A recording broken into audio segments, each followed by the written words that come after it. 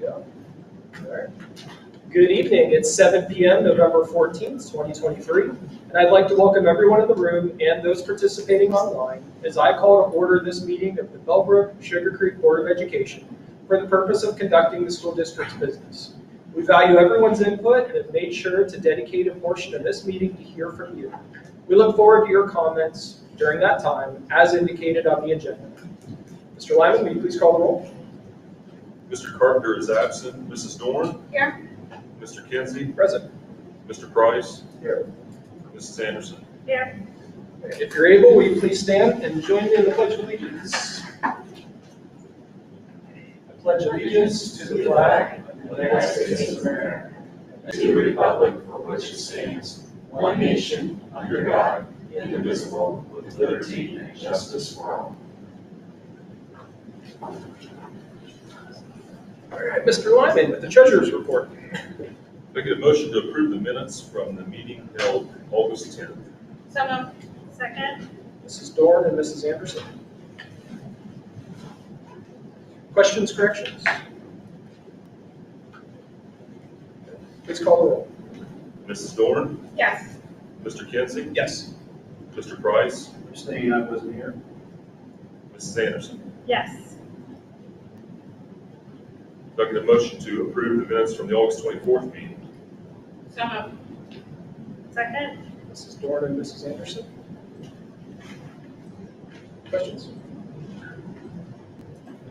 Please call the roll. Mr. Kinsey? Yes. Mr. Price? Yes. Mrs. Anderson? Yes. And Mrs. Dorn? Yes. I get a motion to approve the treasurer's report for the month of August. So moved. Second. Mrs. Anderson and then Mrs. Dorn. Okay, treasurer's report's included with the agenda. I wanted to read, look at the piece of paper that I brought tonight to take your agenda. I want to read some items here that I thought might be important for the board, in case you don't know a lot of this stuff. These are things that make budgeting difficult in a school district because of the fluctuations and for some other reasons. But I just want to read through all these if you bear with me. First of all, we generally receive about 53% of our real estate tax revenues in the first half settlement in March and the other 47% in the second half in August. So if you get two tax bills, one arrives maybe in January and one in July, as the money comes in, we receive our portion of that. But there are some taxpayers that pay the entire amount in the first half of the whole year. That's why we get a larger percent in the first half and the second half, and that 3% is a large amount because the greater revenues in our district are real estate taxes. And if you have any questions as you go along, feel free to ask. Secondly, these are just some things that are already included in the budget. This isn't new money or anything we weren't expecting, but it's interesting, I think, that we receive money from some of these sources. We received $178,000 plus this last fiscal year in Ohio casino revenues. Kind of because of the outcry from the lottery in years past where it didn't solve the school financial issues because it got blended in with everything else in the budget. This, we do receive a separate check for casino revenues. Not a lot of money on a $35 million budget, but we'll take that amount. So the lottery revenue kind of just rolls into the general fund of the state. And then they say, trust us, that's how we make our contribution to education. The $10 billion or so per year we get from the state is supposedly fed somewhat by the lottery, right? In a mysterious, mysterious way. It goes into the general fund with everything else, and Trust me. it was passed on the back of education back in the day. But so far casinos are less watered down. It's kept separate and then done. Yes. And it's something that we talked about. We wondered if we would get a dime from it when COVID hit, because how much casino action there was during that time. Thirdly, we received $174,000 plus this past fiscal year in impact aid revenues. Impact aid is federal money distributed to public school districts based on a lot of extensive reporting that we have to do in our office for students who have parents that are federally employed.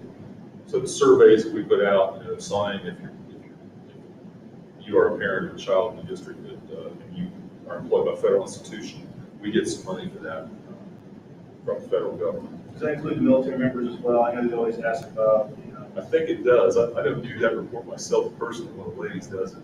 I believe it does, but I know it does not include something like the post office, which is a federal institution, but it's right back. And we received $274,876 this past fiscal year in Medicaid reimbursement to help with the nursing, psychologists, a lot of other requirements that students have that are costly. This is the federal government's way to try to help reimburse us for some of that. This is the one I find most interesting. Maybe no one here probably knew this. Our electricity purchase for the school district is purchased cooperatively with over 100 other school districts through the Southwestern Ohio Educational Purchasing Co-op, EPC. We achieved a fixed rate for 3 years, and that rate is good through December 31st, 2024. So, you know how that works. If the market is here, they'll lock you in for 3 years at a higher amount if you want to do that. And our districts have always done that because that way we can budget. We know exactly what it's going to be. In the meantime, the rate went sky high.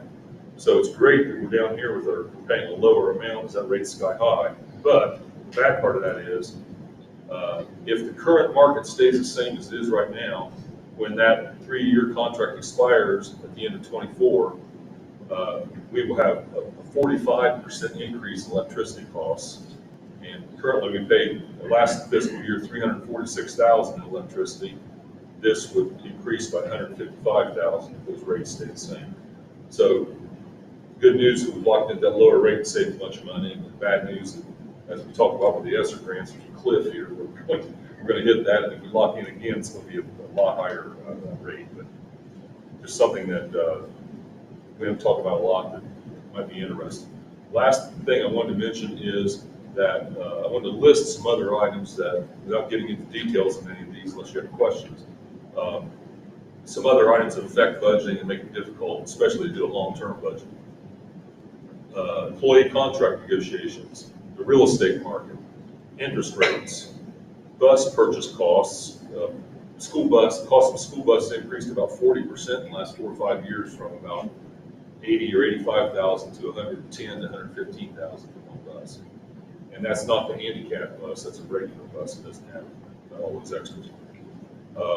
Diesel fuel costs, food costs, cost of insurance benefits, federal grant availability, like we talked about with the ESSER grants, the state budget, that they do 2-year biennial budgets, and we don't know what that really, don't know what's going to happen until it's passed. Unfunded mandates, we talked about that a lot, and then technology costs. And these are just some things I listed when I was brainstorming. So I thought I'd make you aware that, I don't know, it's kind of an educated guess a lot of times where we need to amend this to go along with our budget. You can't predict. It's hard to do a 5-year forecast. I guess is where I'm at. So, any questions about any of this information? I would have put this with the packet, but I just decided to do it this morning. So appreciate that, Kevin. Thank you. it's good. It's informative. That's all I have with the financial report, unless we have any other questions. Okay, so Mrs. Anderson made a motion, Mrs. Dorn seconded to approve the treasurer's report. Can you call the roll, please? Mr. Price? Yes. Mrs. Anderson? Yes. Mrs. Dorn? Yes. Mr. Kinsey? Yes. On D, we need to change a word. The fifth word is transfer. It needs to be changed to the word advance. The transfer is permanent, and advance is a loan to be repaid. So D, I need a motion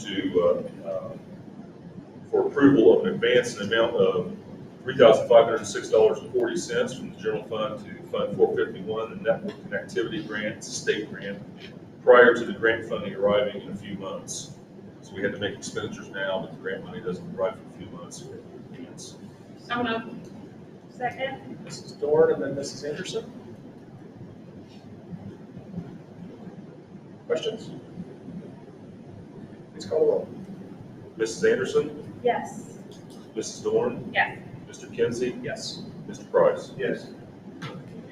Anything else? No. Thank you, sir. Any correspondence anybody would like to share? Okay, reports to the board. Dr. Kozak. Yes.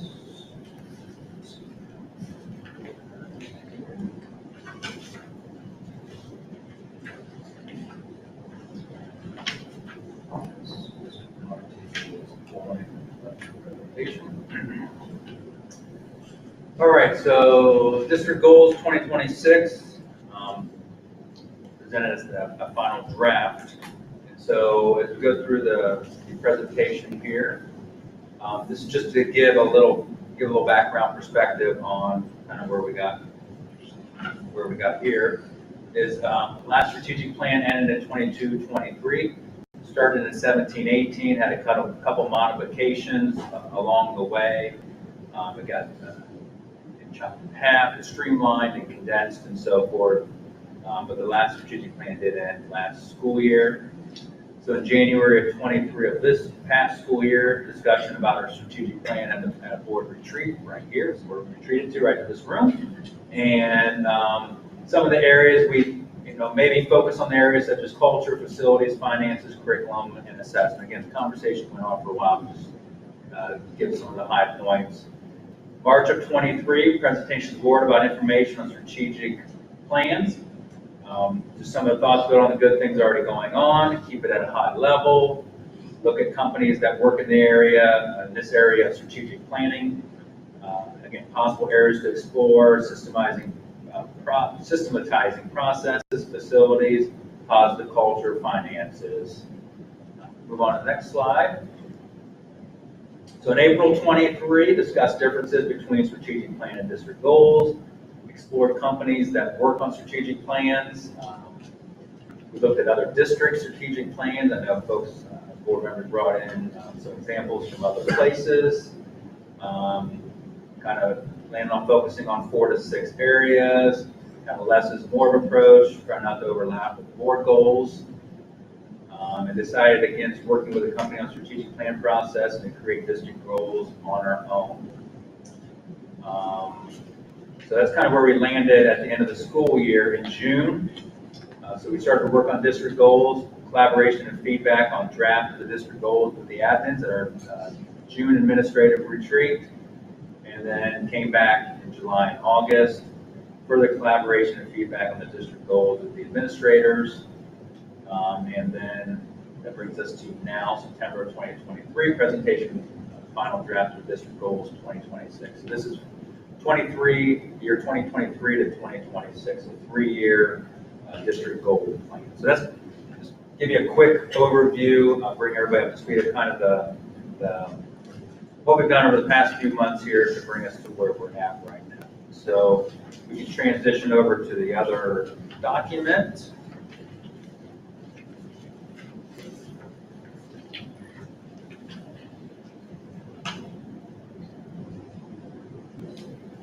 Again, trying to look at other districts, strategic plans, trying to take some of their good either ideas or structures, and then also feedback from the board of kind of some focus areas and so forth. So this is not really how the final is going to look. It's going to look much nicer than this.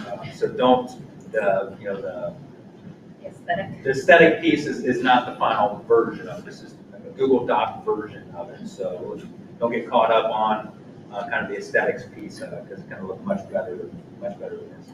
So as we work through some things of having a vision and mission statement, we wanted to, again, through the administrators, board members, administrators, are trying to keep something a little bit more simplistic, maybe something that people can remember on vision and mission statements. And so we decided we were working on Focus 3, which is a positive culture, structure, framework. So we decided to leverage some of those phrases in there. That's where the vision statement came out of: better today than yesterday, better tomorrow than today.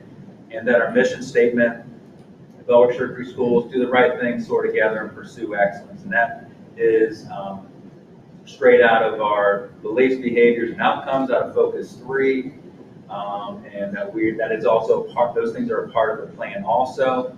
And that aligns right with the portrait of a graduate, that those are the things that we want to do not only at the end of each grade level, but at the end of each time a student goes to the next building, and then also eventually as they graduate from Bellbrook High School, doing those to those items. So again, that lines straight to our beliefs, behaviors, and outcomes of doing the right thing, soaring together, and pursuing excellence. So we move on to goal number 1. And again, these don't necessarily have to be in this order, but this is just kind of what I thought probably was best to kind of put it in the order, starting out with culture and climate. So I'm going to kind of read a lot of this because I know folks out in the audience maybe the first time have seen this. But essentially, creating a positive learning culture and climate for students and staff. Again, the two components up here are Focus 3 and Artisan Teacher are some holdovers from the last strategic plan. Those things that have been going well in our last strategic plan. So really continuing those things into our new district goals. Focus 3 leader is going to be Mr. Han, and then the committees. These committees are actually already created. Like I said, we've been working on these things.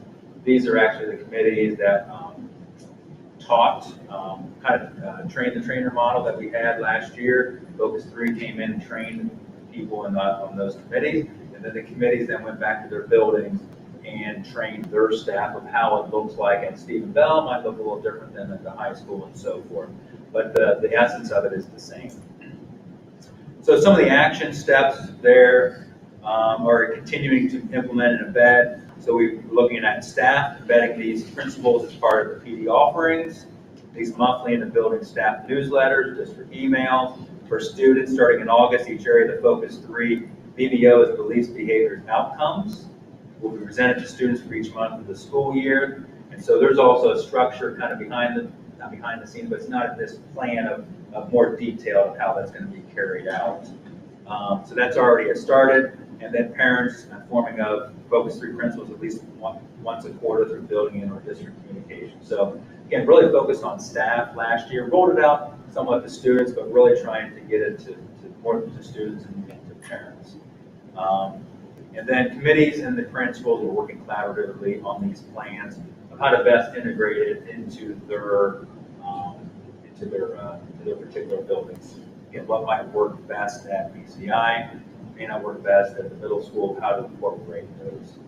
And then 24, 25, 25, 6, depending on how things go this year, determining what the next steps are and implementing, whether it's just a continuation. Because again, just because you teach somebody the first time doesn't mean everybody automatically gets it. Whether they're a little older, they may mean different things for them. So again, we really started with the staff on this last year, just because this is not just a work principle, this is life principles of just E plus R equals O, event plus response equals outcome. So really you can't control most of the events that happen in your life, but you control your response to those. So really thinking through what that response is to those events will get you the outcome that you want. Real simple formula, challenging to do on a daily basis, but personally we're doing that as a staff in our own personal lives, trying to, and then also professionally. So it's kind of integrating into that. Artisan teacher leader, Ms. Hill, leading that particular group. The committee are the building principals. So essentially, we've been actually working with artisan teacher principals, again, a little hijacked by COVID, for 3 or 4 years as administrators. So again, I continue what this was in the last strategic plan, continuing that. And essentially, the principals are going in for this year on 30-second feedback. Again, really building on a person's strengths and highlighting a person's strengths of what is going on in the classroom. So principals are going into those classrooms August through November, and then we're training the staff, and it's going to be peer-to-peer feedback The middle school did a lot of this last year, and so really trying to expand that out to the other buildings as a more systematic way. And so that really 30-second feedback is one of the ways to use the artisan themes. And then next year is craft conversation, so a little bit more of an in-depth conversation back and forth. But the 30-second feedback is more of a one-way conversation with the teacher.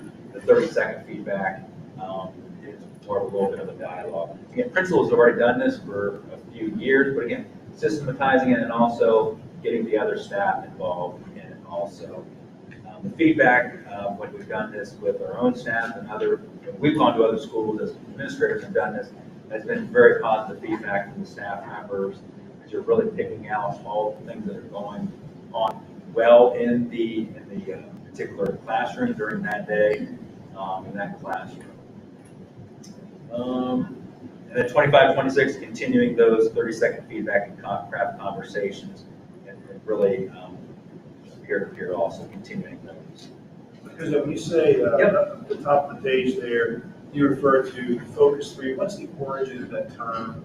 I mean, how is it that the community would understand that if you say Focus 3? I believe what's meant by that is belief, behaviors, and outcomes. But what's the origin and our reference to that? It actually is a company that really focuses on positive culture. It really spawned out of coaching in that area, but really has gone into business and really has gone into school districts. So really, that's the name of the company that really deals with those, that really put this structure, the structure in place. So it's building a positive culture. So when you say Focus 3, it's the name of a company? Yeah, it's the name of a company and their principles and so forth. Principles with LES, not AL. Principles, yes. But the Focus 3 is there's three things there: beliefs, behaviors, and That's outcomes. part of the whole, yes. I went out and found them and got on like their email newsletter list somehow, and I found it really interesting. Talk a lot about grit, resilience, perseverance. What comes into my inbox, I think is really cool. I was So just you may want to go seek that out and check it out. Because like somebody in the community goes, Mr. Hannah is our Focus 3 leader. It's like, well, it's like me, what's Focus 3? So I don't know if it's somehow we make it clear to the Okay. community what Better that is. explain that, kind of, okay. Yeah.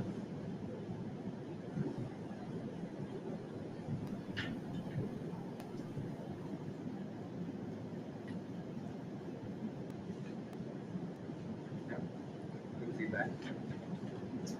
So indicators of success, finding consistency between buildings and shared responsibility for those beliefs, behaviors, and outcomes, as measured through some survey data, really that language recognition, implementation opinion, and then also survey indicating a more positive learning environment for students, staff, and families. And that's what the gist of this is trying to create a more positive environment that people are, some of the phrases are pressing pause before we think before we act, kind of, pressing pause, getting your mind right, having a positive mindset, building those particular skills are some of the concepts with Focus 3.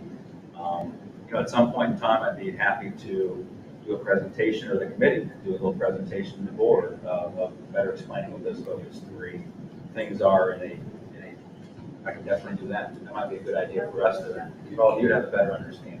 Could you even do like an example of 30-second feedback? I mean, just make up something academic, just demonstrate how that would, an example of how that might go. Yeah, so the principal would be No, going. not tonight, but Oh, just sure. that future presentation. Yeah, like, we can explain those things. not only even demonstrate. Yeah. Your principal gives a teacher. Yep. That's what we're talking about, how that would work. Okay. So it'd be more concrete. Sure. Sure. Yeah, because again, I know sometimes in education, we can get honed in on, we know what these things mean, but other folks don't necessarily know what they mean. And we've been doing this for a couple of years of the artisan teacher, the Focus 3, and really better explaining that. It's like if I said flick is MMC, reset FCR, right? Like what they did to say. I got you. One person understands it. Most of it. Yeah, every company, organization, or structure has their own language. So, yeah. And then on to the artist and teacher. 100% of our staff will participate in that with the 30-second feedback this year, craft conversations next year, and again, survey measuring the positive impact and efficacy of those principals and on teachers. Training of new administrators, anticipated costs to implement, and then also we'll need some substitute teachers when we do those classroom visits, as our own staff does peer-to-peer visits in the other classrooms. Again, minimal cost on that.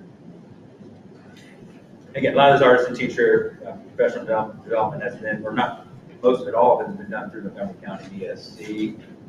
So again, they bring in school districts from around the county and the area to do those. We've had people from that professional development come here to visit our classrooms in the past few years. We've gone to other school districts to also visit their classrooms. All right, ready to move on? Goal 2. Okay. Systems and processes. So develop and maintain a district implementation infrastructure to create and update systems and processes to support our staff using practical innovations and evidence-based practices. So I am the leader of that group.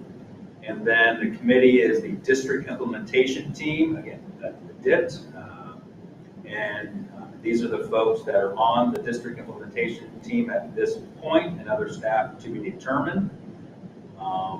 So action steps: conduct building focus groups with administrative and other staff to determine readiness for this area. Conduct a district capacity assessment with administrators and the other specified staff. And complete an implementation science research training process, or phase 1 for administrators and other specified staff. So essentially, implementation science or implementation science research is really trying to be proactive in ensuring successful implementation of systems or processes or programs that we're doing. That's the gist of implementation science. It's proactively planning ahead, researching, and making sure that all the pieces are in place so that anything that we implement is done successfully. So 24 and 25, those years, continuing on with phase 2, continuing on that district capacity assessment, phase 3, 25, 26, phase 3 training. And then the indicators of success is implementing and aligning according to our district readiness status. If you move up a little bit, Mr. Conti. An increase in scores regarding our use of implementation science, research principles and strategies as measured on this district capacity assessment.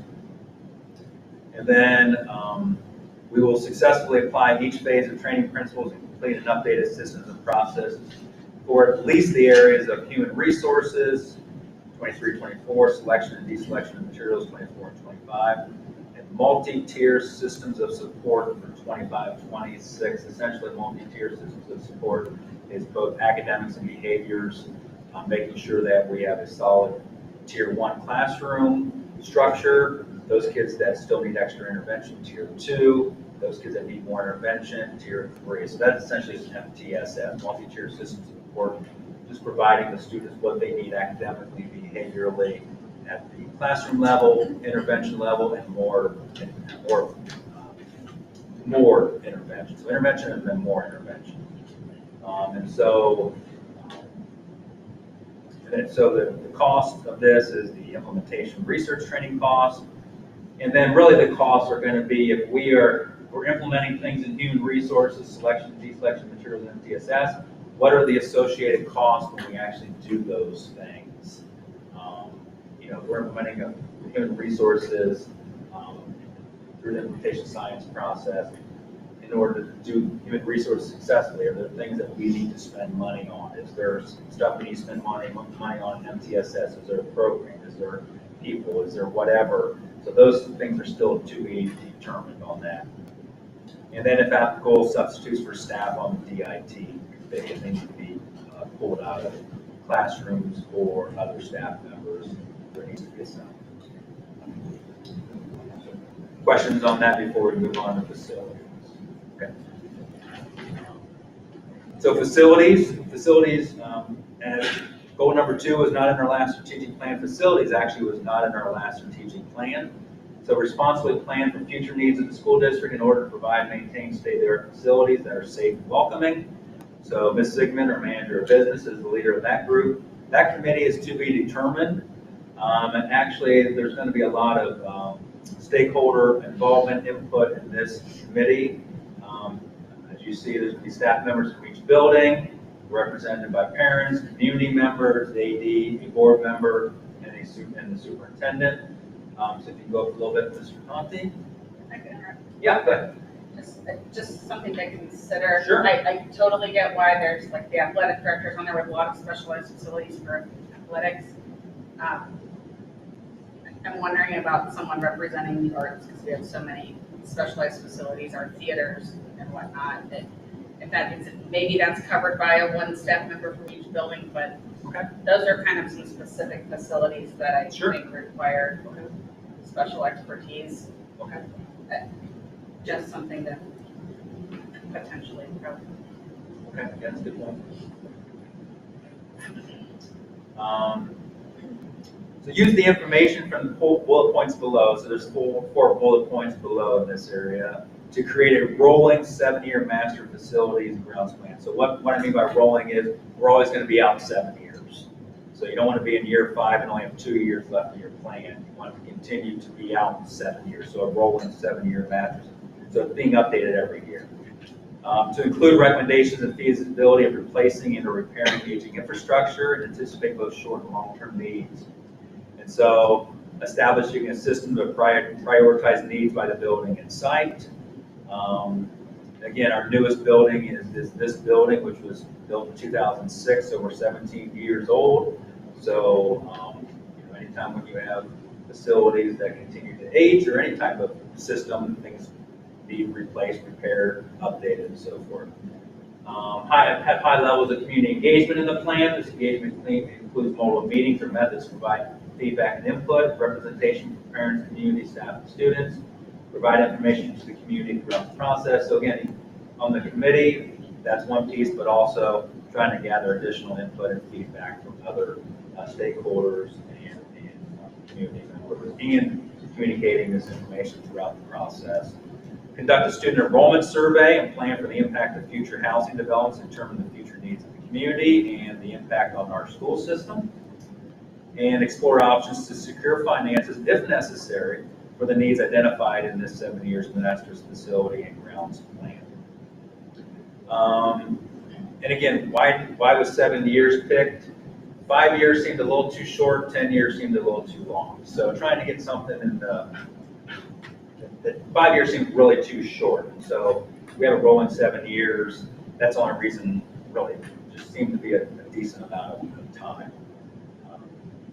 So 24-25, execute the rolling 7 years master's facilities and ground. And so creating that plan this year, 23, 24, 24, 25, start to execute whatever that looks like. Again, it doesn't mean that the whole thing is done, but continue to start looking at what's maybe phase 1 of that process, phase 2 of that process. Those are the things that are going to come out of those meetings and those committees.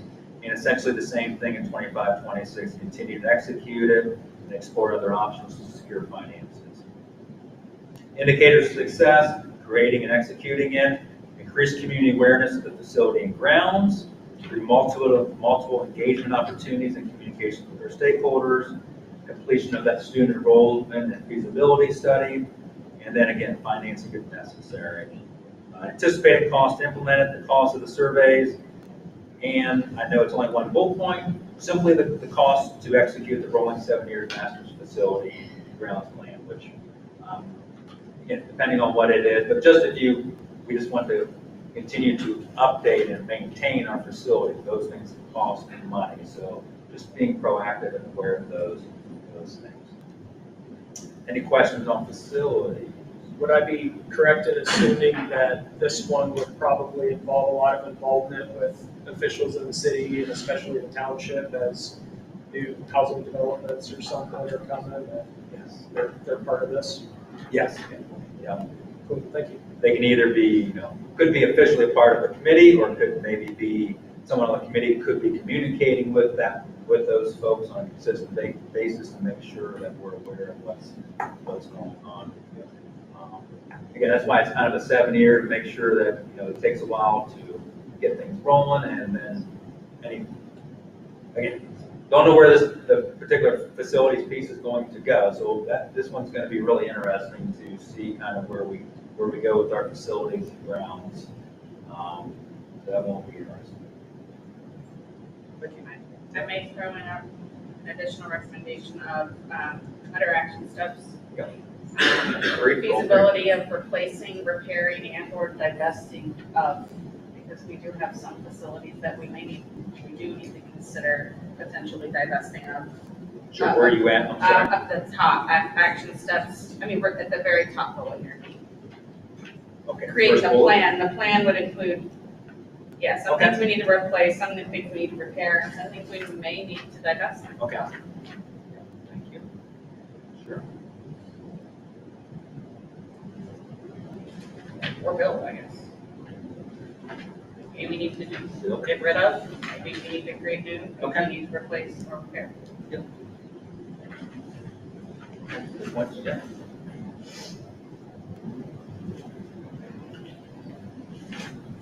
And number 4, finances. Mr. Lyman, you are on. The goal for finances is to maintain a proactive stance in planning for future needs within the confines of current projected future funding, and demonstrate fiscal responsibility in all aspects of operations and management. I'm the leader of this group, and the committee consists of Mrs. Sigmund again, manager of business, one of my assistants, community members, staff members, and a board member. It's always difficult to come up with action steps in the area of finance because I've been involved in strategic planning for years, and it always winds up with making the public better aware of finances and continue to do this, that, and that, or some general statements. It's hard. So many things are illegal to do with district finances, public monies, that it's hard to come up with good planning action steps. But this is what we have, and this first one is a good one, I think. Utilize the 5-year forecast to evaluate the future needs of the district. This, which we do now, this includes establishing a minimum cash balance for the general fund at the end of the fiscal year of 20% of our annual general fund revenue. The organizations of Ohio School Boards Association and Ohio Association of School Business Officials both recommend 15 or 20%. We picked 20%, and then I'll get into indicators of why we're doing that and what will indicate success here in a minute. And I believe previously we dipped down to like below 10%, right? Right. Before the last levy passed, is that correct? Yes. I remember that probably.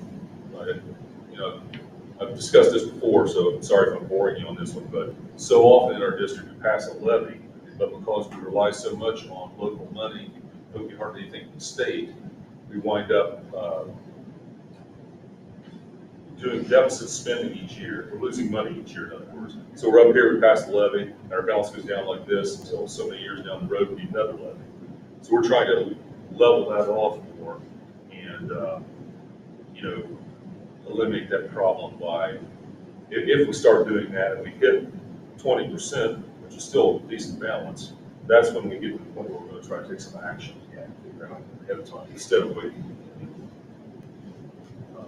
Also utilize rolling 7-year master facilities and grounds plan that Dr. Pirzad mentioned, working with them concerning the finances of that.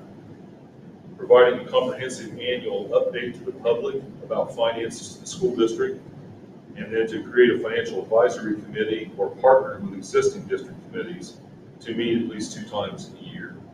And that is a requirement of the auditor's office, that you have some kind of a financial advisory committee that meets. Indicators of success, the first one is that obviously we have that minimum cash balance in place for the general fund. It's been established. The district can provide information on the possibility of reducing expenditures and or seeking additional funding to get that amount. The other indicators of success are basically just doing what the action steps say. So they're going to be reread all those for you. But then at the end, the cost to implement, I like to say that one of the goals of the finance goal is to not spend finances on the finance goal, or spend very few. So we are hoping that there will be very few expenses at all unless we partner with the facilities and grounds plan, and there's something that they are doing that's going to cost money, and that would be the expenditure. Any questions about any of this? I like that minimum balance. It's almost like a canary in the coal mine kind of thing, right? That we could be keeping an eye on 5-7 years out, make sure we don't get closer. Right, because I've mentioned this before, but so often I'll be asked, do we have the money to do this? And it's kind of an impossible answer. I mean, we've got the money in the bank to do what you're talking about for this big expenditure, but is it eventually going to put us down the road into some kind of situation where we have to take some kind of action we don't want to with big cutbacks or asking for more funding? So it's not just a yes or no answer every time somebody says we have money for this. Yeah, that was something I appreciated. I learned from you, was it being new and green and not knowing. So can we afford this? And we're like, well, and so now I realize the question I ask privately a lot is I say, would this decision move a levy sooner? And that's how I think we should be looking at things and looking, especially any large unknown cost. We don't want that. So. Thank you.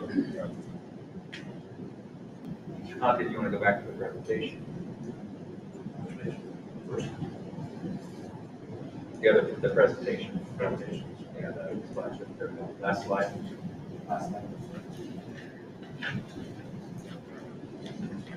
All right, so any questions or other input or changes needed?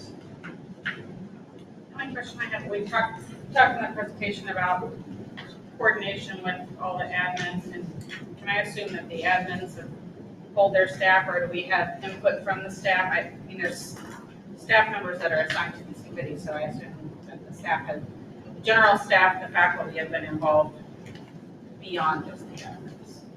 No. Okay. So only the admins and or information that any of the admins would have gotten from their staff. The staff has not seen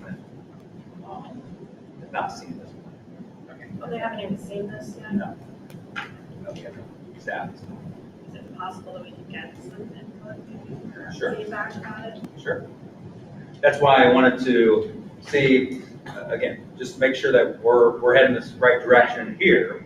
And so we can get input or any changes. I could get that information over the next few weeks, and then bring back either at the October meeting, if there's something really radically different.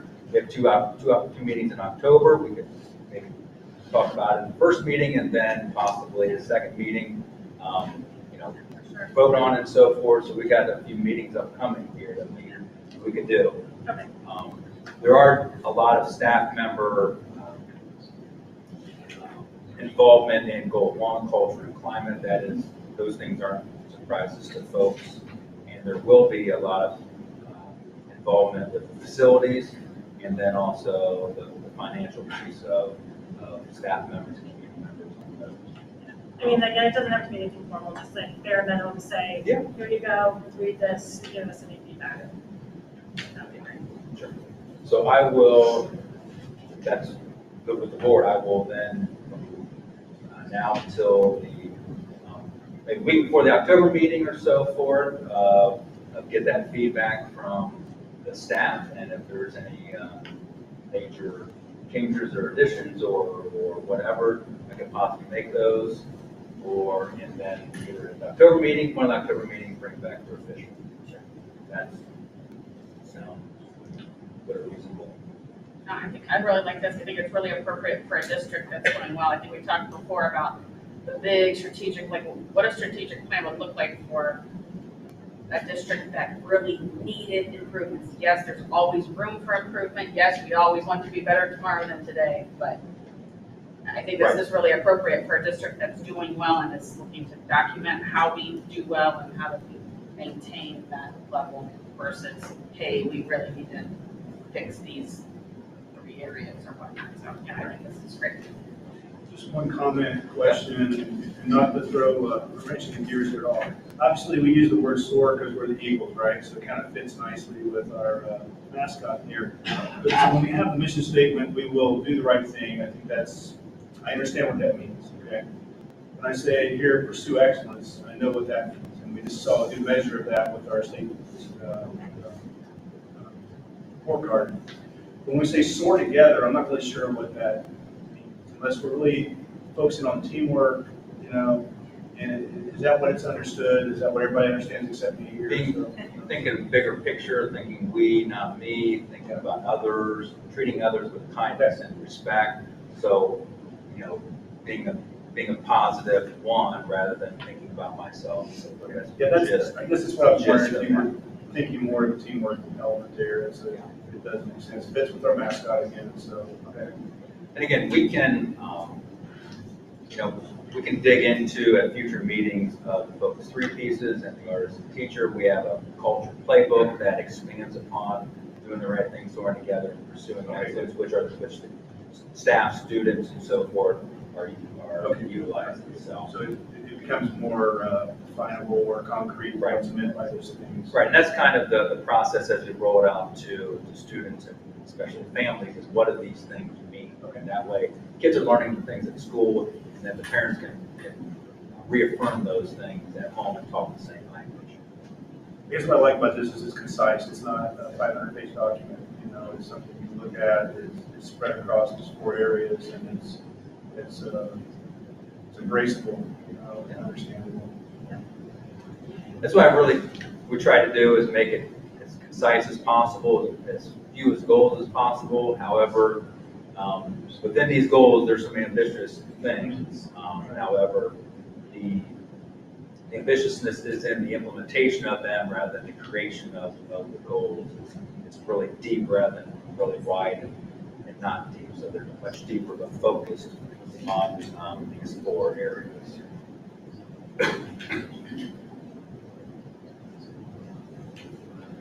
Very much appreciate you and the admins proposing these. So let me just make sure I'm clear before the next meeting. So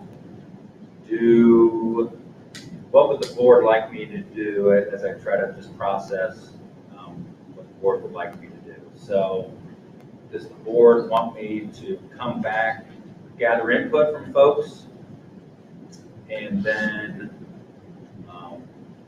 take that, and if it fits within the plan, it doesn't like a tangent over here, tangent over there, but it's more within the confines of the 4 areas, it's more refinement, tweaks, or that kind of thing. Go ahead, if it makes sense to put it in there and come with a final plan in first meeting in October. Is that what we're thinking? I don't think we require anything, or at least I don't require anything super formal. I think if this is out on the website, it gives the public, if they want to have, to reach out. I really hate goal 2. I think it's stupid. They have time to respond. And then just floating it by the faculty and staff, and however their feedback. I don't think it needs to be a formal survey and whatnot, but just with some direction. If you have input, pass it up to your building principal. If you have input, pass it to the goal champion or whatnot, or the goal leader, and get a general feel. It just gives anyone, and I can put it on the person with the feedback. If they have feedback, tell them where to take it, and then informally bring that back to us. And that's where I am. I don't know about I don't even need the to rest know of you. that the feedback that was given, just that the process is completed. Okay.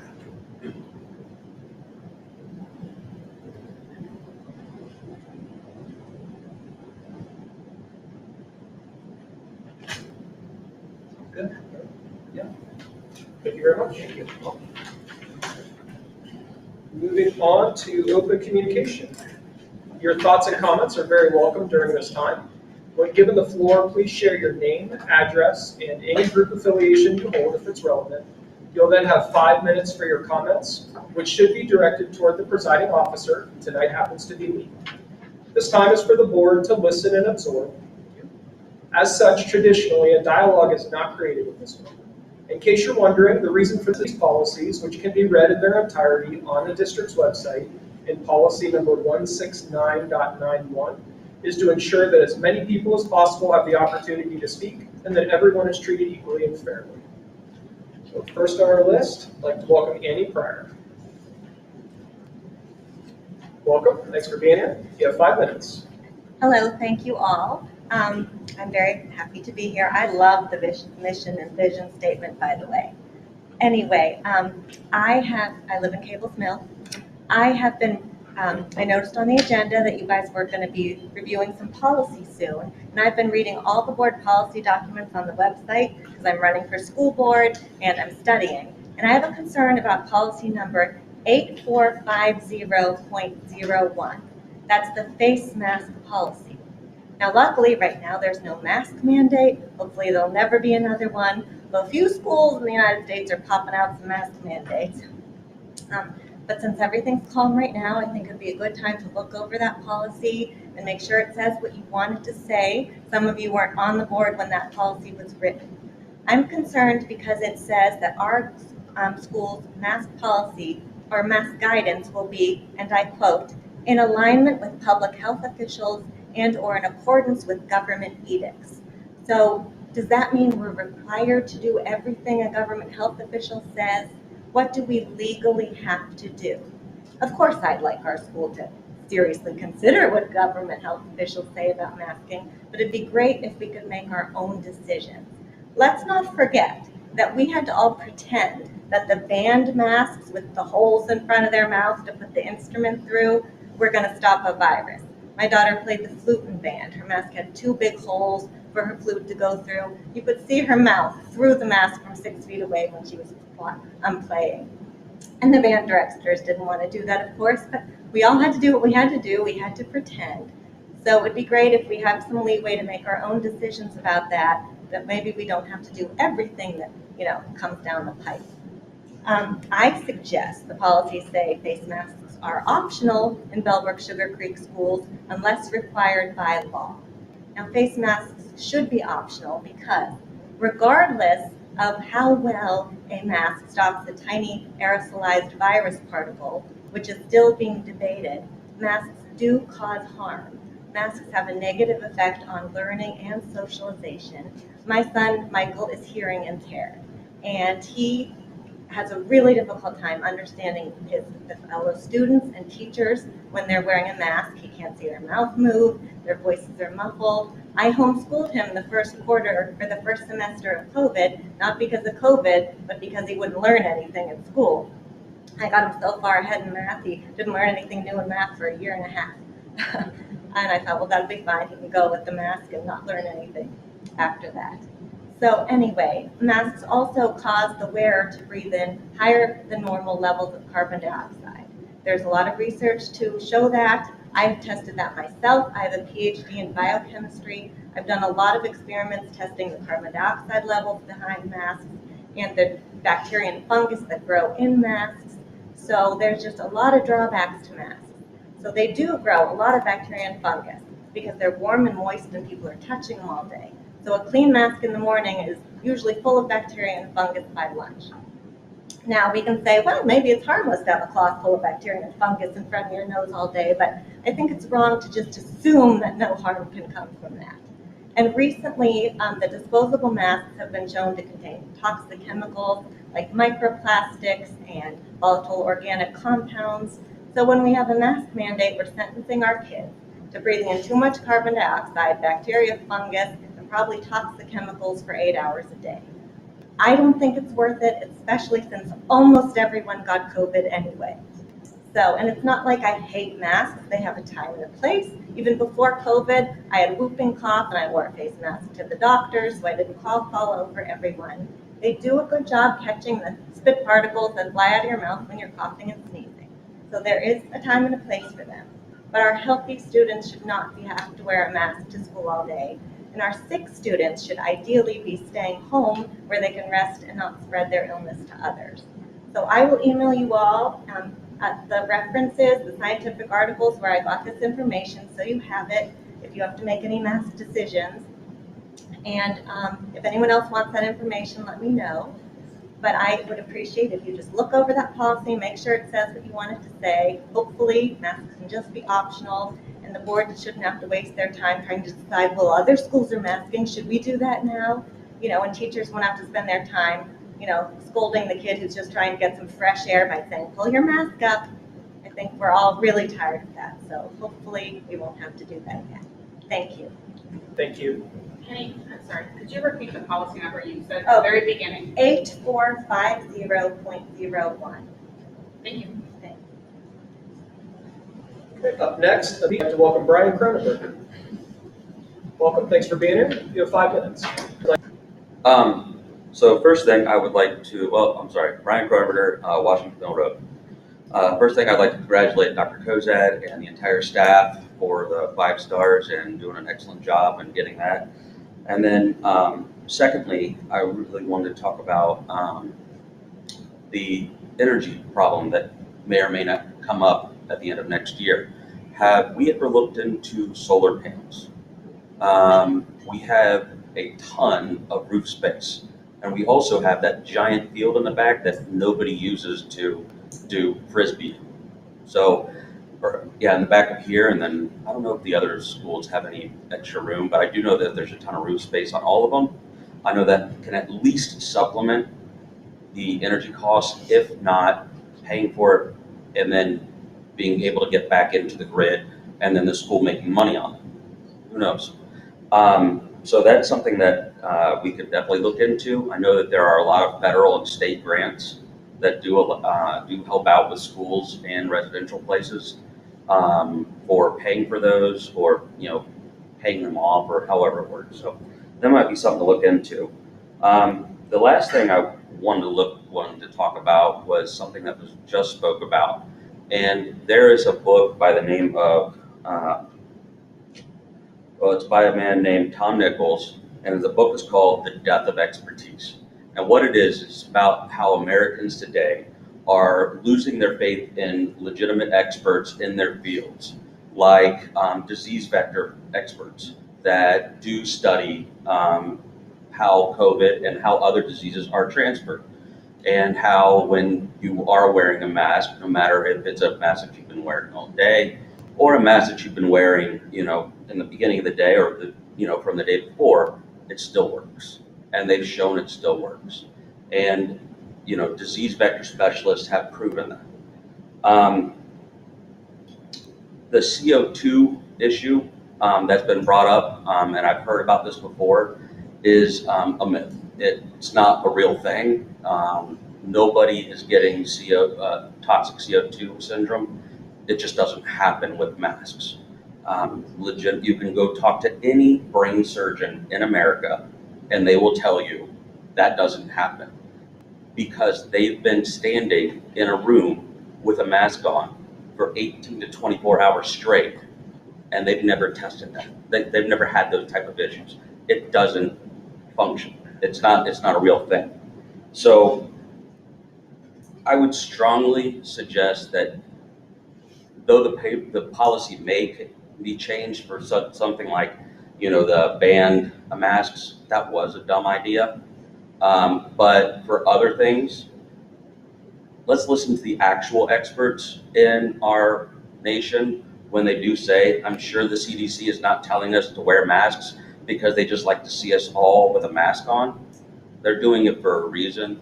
And I think that what we did this past time was an excellent opportunity to show our students that wearing a mask is not just to stop you from getting sick, but it's also because you care enough about somebody else to not get them sick. And I know my kids complained about it a ton. Even after they had it, I made them wear masks. But I tried to hone in on the fact that you're doing something good for somebody else, and especially for people that are very vulnerable. So that is it. Thank you very much. Thank you. All right, that brings me to the end of our list. So moving on in our agenda to the superintendent's report. Thank you. New business, we are going to have a consent agenda for 7A, 7B, 7C. And then the hand carry is under 7B2. So certificated licensed staff employment resignation leave of absence supplemental duty is 7A. 7B is support staff employment resignation leave of absence. And then C is substitute personnel. Do I have a motion to approve tonight's consent agenda? Second. Mrs. Dorn and then Mrs. Anderson. Dad?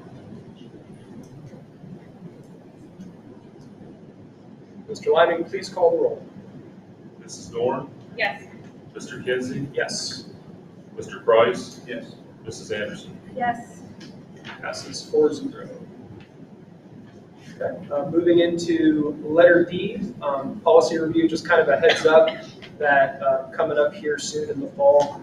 Every year, twice a year, we have a meeting with Neola. We don't have it, but there is a meeting with Neola to review policy and whatnot. One of our board official goals this year was to do a systematic review of all of our board policies. So just if you have anything, shoot Dr. Kozad an email, anything that you'd like to. Yeah, just in the next couple of days, we are, Ms. Dorn and I are meeting next Friday. Next Friday. Next Friday? Yeah, so in a couple of days, Roughly. we have something. Because I think it was a week or so ago, a few days ago, I asked you to actually look at that particular policy, which was referenced here tonight, with respect to pandemic response. And ideally, I would like to see that there's an option with Neola that would basically, at least my personal perspective is on as it's evolved over the last 2 years with data and experience and whatnot. Is I never, as a board member, want to be found again in a situation where I'm stuck between groups, parents that have different points of view on masking or not. It's not my job. I am not the expert. If the government wants masking, they can order it, mandate it. But I personally, I'm just one person speaking here on the board tonight. I would like to see an option for policy that would allow us to basically make our own decision. I'm sorry, we don't make our own decision. If the state wants it, Department of Health wants it, they order it, at which point we will comply with it because it's a law or a mandate at that point. But I never want to get stuck in the middle again. It was tumultuous, it was unhealthy in a psychological way for the entire district. There was this warring factions that continued when we were caught in the middle of that. I never want to see that happen again. So if the governor wants it, he mandates it smartly, and we'll do it. Short of that, we would have nothing to do with managing the pandemic.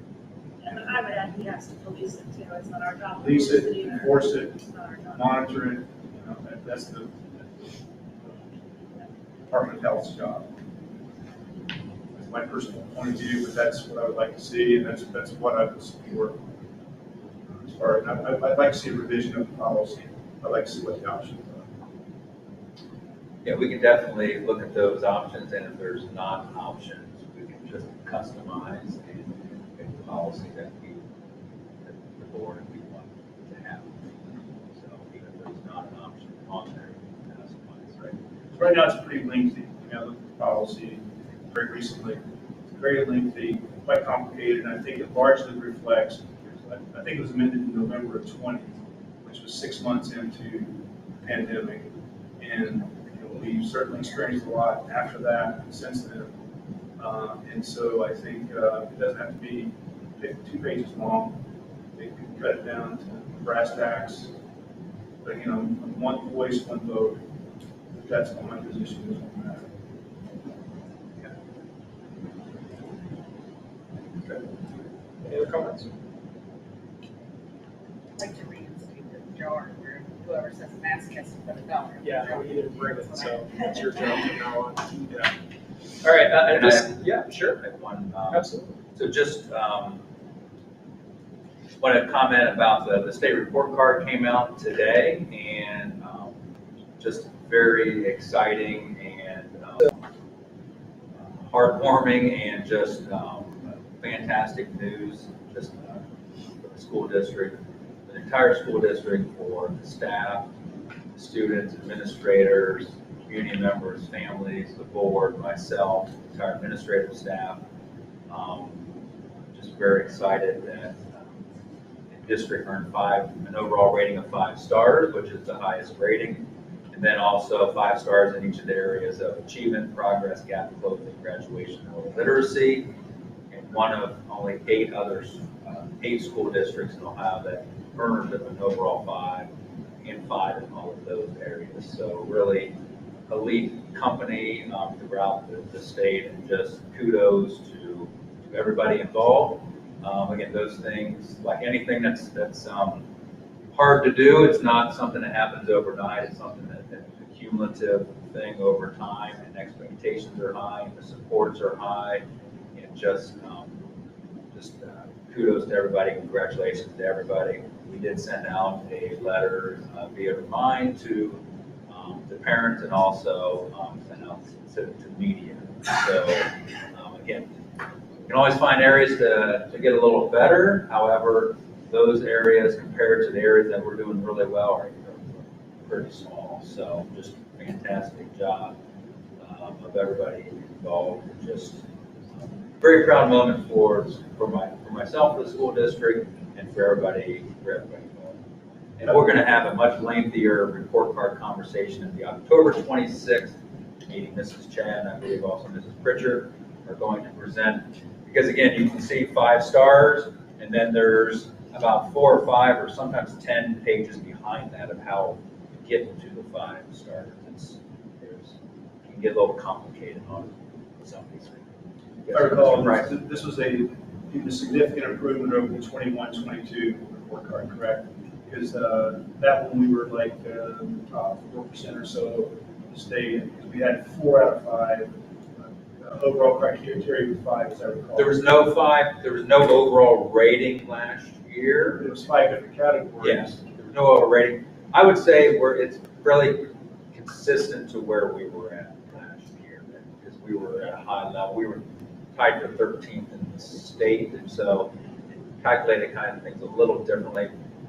But I would say we're solidly consistent of where we were at last year, just because we were really at a high level last year also. And I appreciate the fact that you pointed out it's not any one entity, it's the entirety, from students themselves, up through teachers, staff, administrators, community, by the way, people sit here. So I appreciate you reminding people of that. It's definitely a team effort. I honestly thought it would be surprising to learn that we could excel anymore, but reading, your notice about 8 out of 600 and some 619 districts in the state, unbelievable. So thank you to everybody involved. It's amazing. Okay, at this time, I would like to make a motion that the board will meet in executive session for the purpose of considering the employment and compensation of a public employee per RC 121.22G1. Do I have a second? Second. All right, moved by Mr. Kinsey, seconded by Mrs. Dorn. Mr. Lyman, please call roll.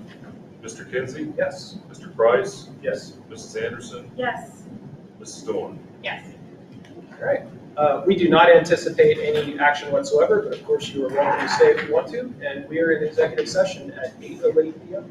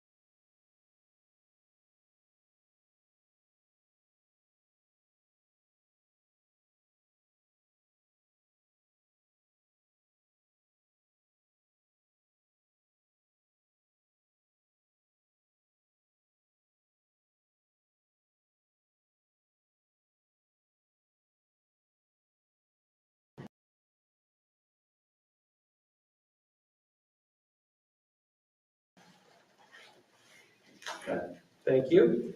We are out of executive session at 9:45 PM. I would like to make a motion to adjourn for the night. Second. Seconded by Mrs. Dorn. Discussion? Okay. Dr. Kozan, will you please call the roll? Yep, Ms. Dorn, Yes. Mr. Kinsey? Yes. Actually, Ms. Dorn, can you call the roll? I can. Yes, please do. Mr. Price? Yes. Mrs. Anderson? Yes. Mr. Kinsey? Yes. Mrs. Dorn is a yes. Okay, we are adjourned at 9:45 PM. Thank you very much, everybody.